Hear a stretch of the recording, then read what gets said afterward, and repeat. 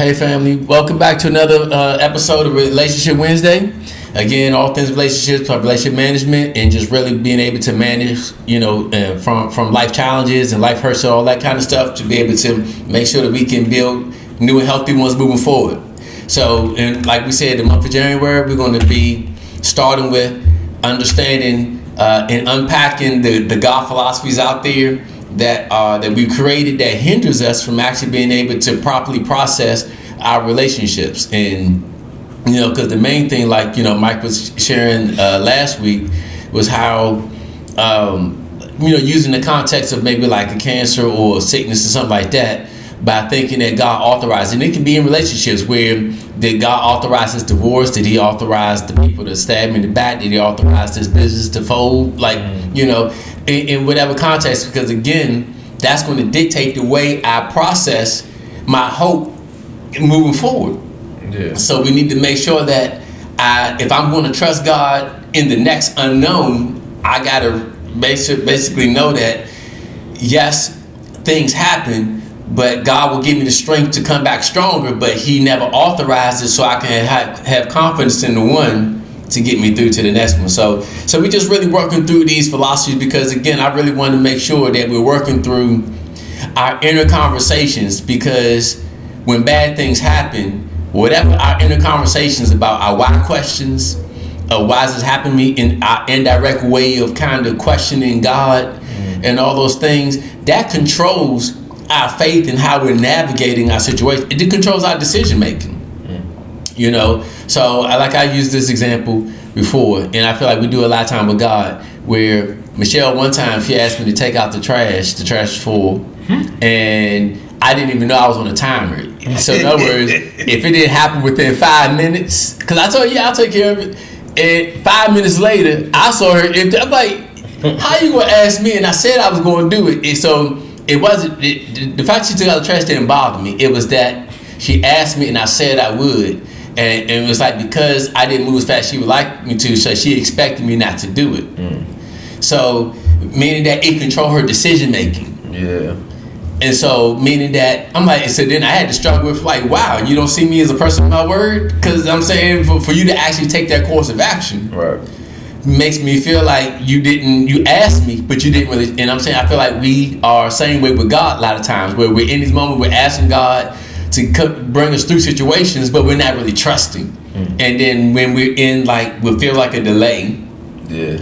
You're not moving as fast as I would like. So I've already made up in my mind, well, clearly I didn't do enough to get you to move on my behalf, whatever it may be. And so we don't really hold fast. In other words, let me say it this way.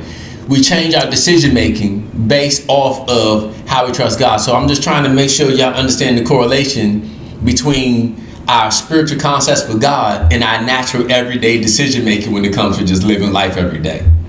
And so even though we can't see God, but how our idea of God is driving the way I choose to do stuff. Whether it chooses the way I budget my checkbook, or my account. It chooses the way I handle my relationships. Because you remember, everything comes down to a choice. I got to choose before I act.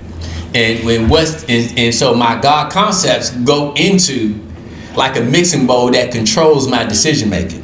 So that's why we want to make sure we continue to deal with the idea and the true nature of God, and we're really just breaking down when we're in battles. What are our inner conversations like? What questions are we asking ourselves? How we when we're trying to figure out answers for why things are going on, we're trying to bring answers up. So I say like this, and that's the point of this podcast, because a lot of times this information isn't out there, and there are people who talk about it, but it's not a whole lot of people. Yeah. You got a lot of people that just preach to you, that'll give you great churchisms, that'll give you great information and all that, but they don't, because I got something I want to share with y'all next week on service about, well, actually, it's not necessarily, I've already shared about that by the time the podcast goes. But I want to share how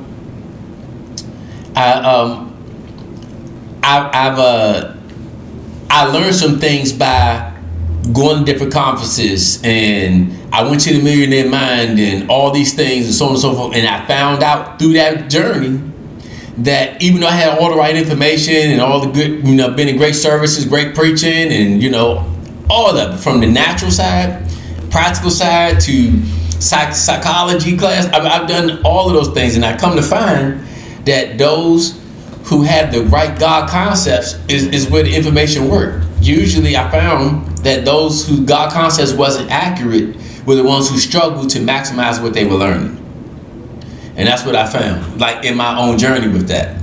And so that's why I'm so passionate about this, because my heartbeat is that let's not just learn information, let's see results. Let's get things moving in our lives, not just be information connoisseurs, and that's all we are. We're just walking dictionaries and walking thesauruses, but we don't really see any fruit in our lives. Like, that's frustrating. How you get the right information but you don't see no fruit? That's crazy. So, and I'm saying all to say is this. So I remember, I'm gonna use working out, because Mike and I are in the fitness, and one of the things is, if you're training and you working and you don't see your muscles growing, there's a reason why, but you can be frustrated. A lot of times we'll say, maybe I'm not lifting heavy enough, or maybe I'm not, and sometimes it's just something, like for me, a lot of times it was in my understanding of food and my knowledge of how nutrition worked. So yes, I was working right, but the problem was,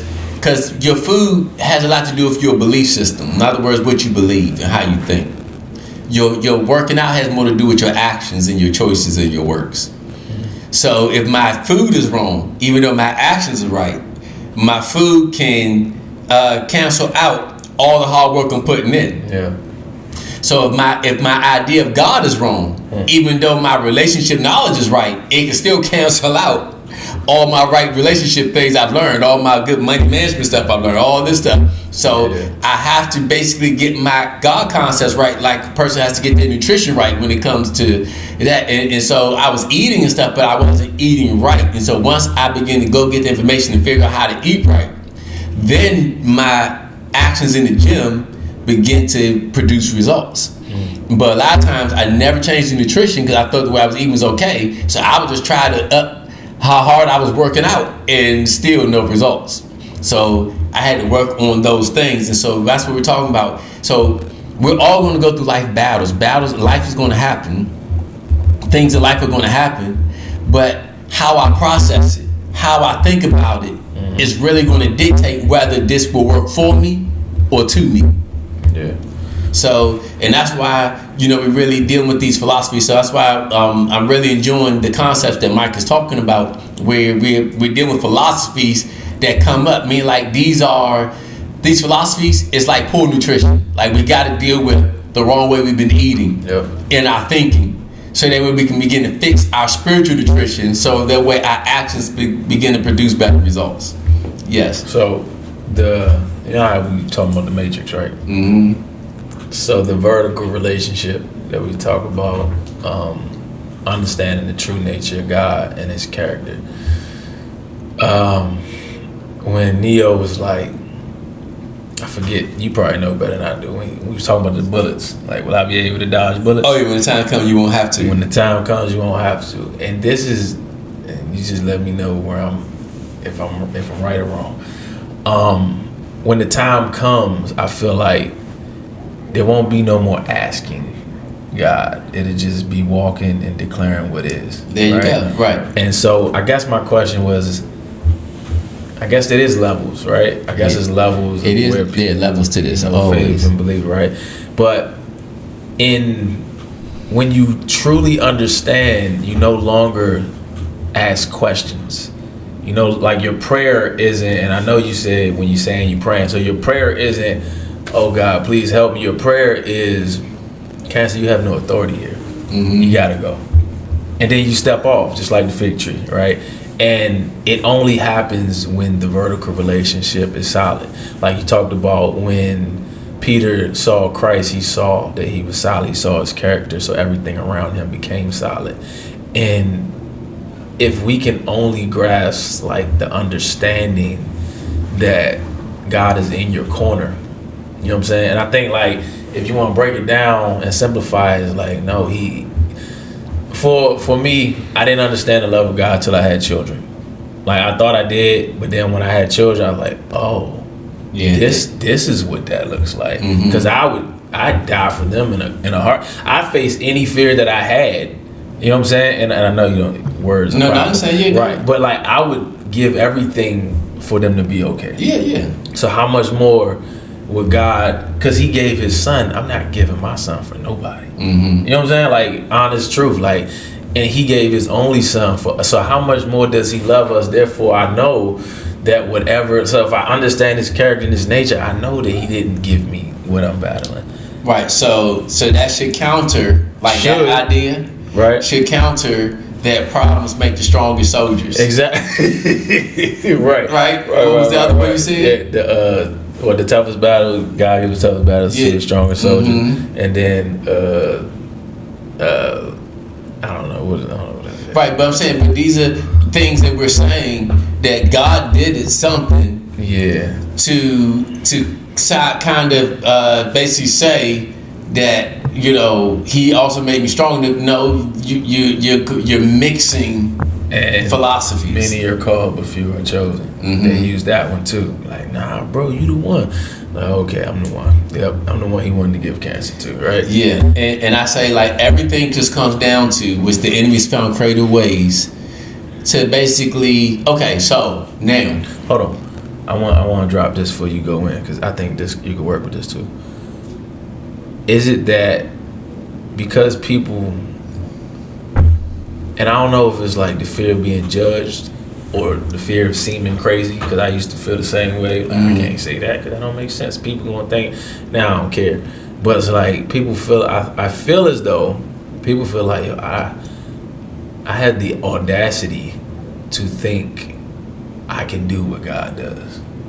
Because we're brought down to just being human. So who am I to speak to cancer? You know what I'm saying? Like, no, I get that. So I feel like people battle with that. So it's like, I'm just gonna do this and pray. You know what I'm saying? And you know what I'm saying? And I'm right. So let's we'll hit that one. I want to get the last point about the God makes the toughest soldiers and all that, and just really the whole idea that God. So the underlying philosophy is, if God allowed this to happen to me, then He must have an answer to get me out of this.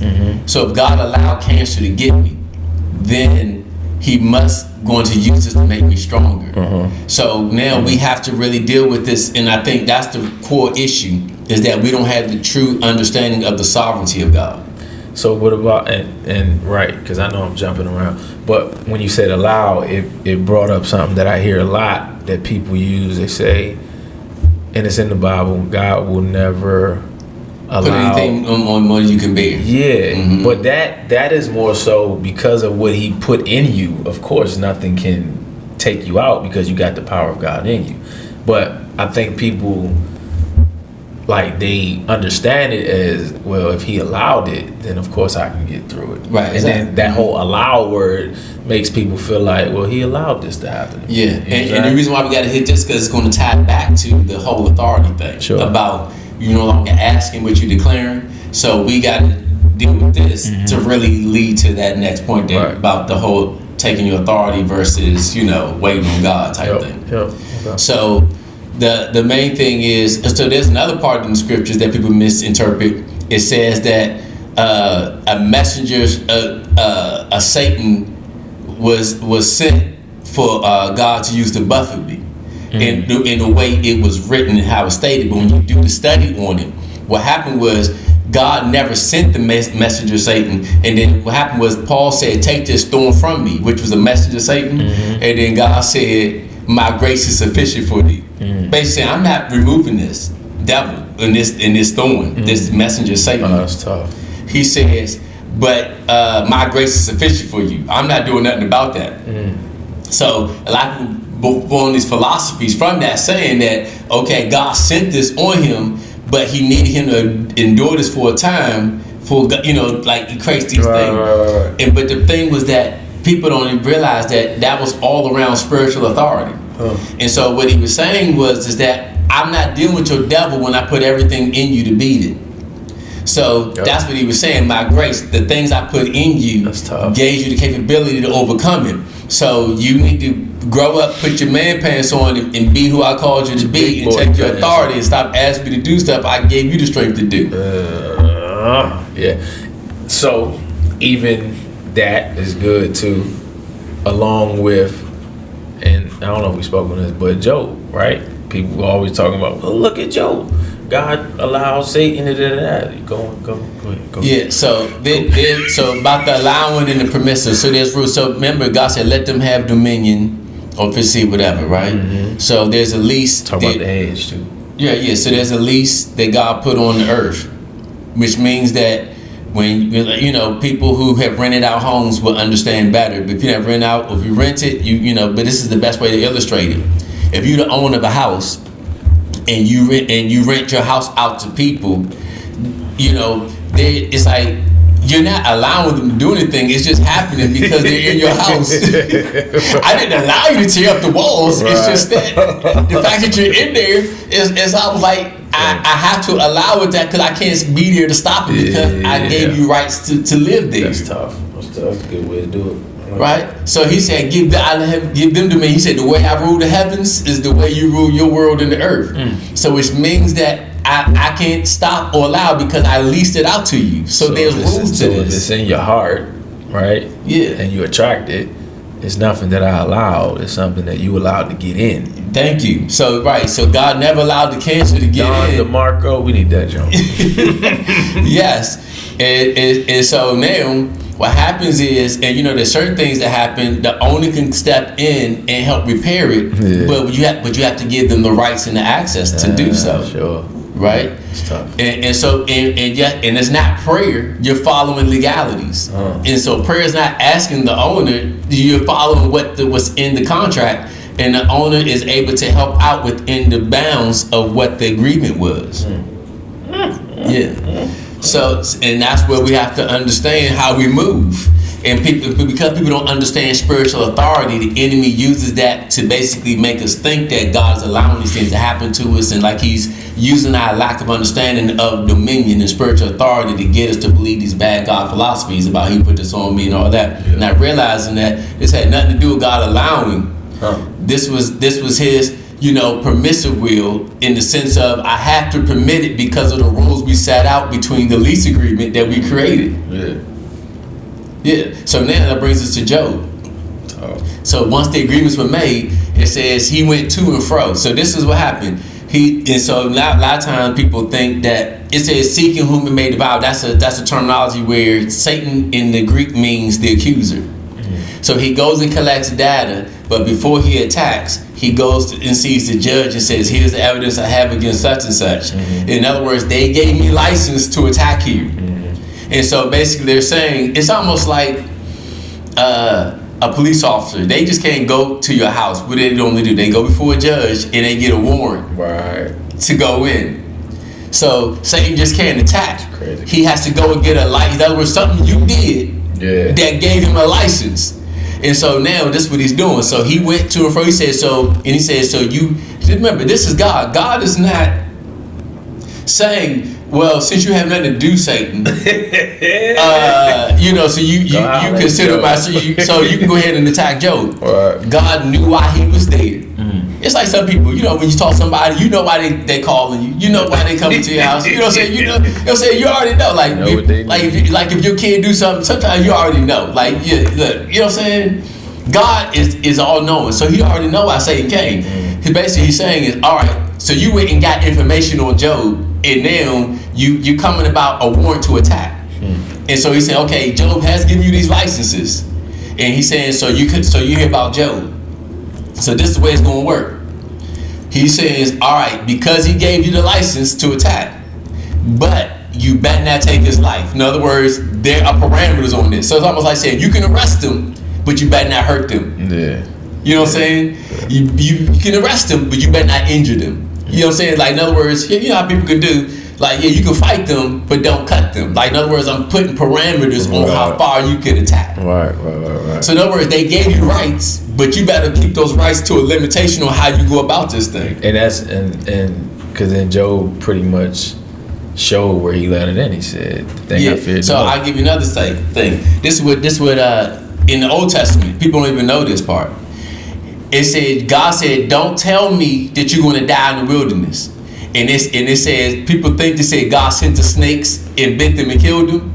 No, it says their confessions openly gave the enemy a right to come in, and so God couldn't stop it because they gave the rights with their own confessions. So they basically told God, "We give the enemy a right to kill us." Who was they? Which one? The Israelites. They were in the wilderness, and they said, "We're going to die out here in the wilderness." Oh, okay. And God said, "Don't say that." Yeah. But because they said that, it gave the enemy rights to send the snakes to bite them. But it says that God allowed it, which means it wasn't that he sent them. The snakes. Like, He had to allow the agreement of what they said. They had to eat the fruit of their lips. Tough. And he couldn't undo what they said. Because there's rules and rights to these things. Yeah. That's like somebody, that's why we use the basic thing. I'm gonna jump off of a 3-story building and I fall. Let's say I break my legs. God, why did you allow me to jump off this building and let me break my legs? I told you not to jump. You decided to jump, and now you gotta feel the weight of your own choices. Now I can help heal you, I can restore you, but I never told you to jump off this building. Because there's rules. Yeah. And that's the part that people understand about spiritual authority, rules, rights, and agreements and stuff. That's why people understand renter agreements and all that. Where that came from the spirit world, meaning that the way owners have ownership of a house and they can rent it out to somebody. The agreements between that and the owner, talking to Miss Rico and everything, and his thing. I've been part of. He talked about his journey. Yeah. There were things that happened. Even though he was an owner, there was still limitations. He just couldn't come in. Like there are people, even if they didn't pay the rent, he couldn't just kick them out. Right. He had to go through legalities, even though he's the owner. Think about that. God just can't come in and do stuff just because you want to. Yeah. There's legalities, and I'm sure there have been times where the people living there has asked the owner to do stuff, but because of the binding agreement, the owner's hands were tied. So a lot of times we're asking God for things, but he can't move because whatever the agreement is, his hands are tied. Yeah. Because of the rules and how things move. Rules of engagement. Yes. There's rules to this. And that a lot of times we have to understand, but because we don't know that. We know it, but we don't. But in our God allowed this to happen to me, clearly you don't understand the rules. Right. Because if you knew the rules, then you would know that God never allowed this to happen to you. You would be asking the why me questions, like in that way. You may want to know what, how did I open these doors I may have been unaware of, and God's ready to step in. But as far as why are you allowing this to happen to me, God? This is not fair. Clearly, I don't understand the rules of engagement. People love being a victim, though. I ain't gonna hold you, because if I can be a victim, then I ain't gotta take accountability. I don't have to take ownership over what's happening. I can blame whomever, and I can feel good about me not stepping up and just, I say, man up, woman up, you know what I'm saying, and take your life back. But if I can be a victim, man, it's because so-and-so, it's because God did this and that, and now I just sit here, nothing changes. And then I tell folks all the time, you don't really understand, or you don't understand the opportunity you miss or might miss until you're on your quote unquote deathbed. And I didn't realize that, you better start living, you better start taking risks, jumping, trusting, you better do everything you feared, because the one thing that you feared the most is here. So if you want to get out of this, or not even that, but because nothing else matters, to me it was death is here. Right. So they say, so because this is the biggest fear of it was all them other fears didn't even matter. You know what I'm saying? So why not trust God? Why not start the company? Why not do this stuff? Because now, so start from the grave and work backwards. So what would I wish I have done? Yeah, so I'm saying to make sure people following what you're talking about in agreements. And this is what I've learned. The Bible said, with the heart man believeth unto righteousness. Now look, I don't quite understand how the whole thing works. Like starting up a car, I don't know exactly what is turning and this and that. I just know when I turn the key, and if everything's functioning engine, it'll turn on. Whether it's a button push, a turn key, whatever, if you do the right things, if the engine is functioning, I know the car's supposed to turn on. Yeah. Right? So I don't know what's going on in the engine. So what I'm saying is this. I don't understand how it works. I just know it's a rule. Meaning that once your heart makes a true agreement, stuff moves in the spirit world. Yep. And that's what happened. You came to a place where you got desperate, but really what happened was you decided to just finally say, you know what, either I can be all in, or I can keep wavering. And you're basically saying, I'd rather just be all in and go down swinging, being all in, versus being halfway. And so that's what I'm saying. So the rule was, you may not realize that's what happened, but the rule was you decided to be all in your heart. And then therefore the spiritual laws begin to move from a person deciding to be all in. But you know, you saying me reaching my end came to that point where I either had to be all in or just, you know, continue to just be in doubt and worry. And like, I just rather just be all in, be a person. You know what I'm saying? That shifted. Yeah. And then that's what happened. But anyway, let's hit the pause button here. We'll pick this up next week. Have a wonderful week. We'll see you here next Wednesday. Thanks, man. Thank you for joining Pastor Wayne Powell Sr. for this edition of Relationship Wednesday. We hope you enjoyed this episode of After I Did.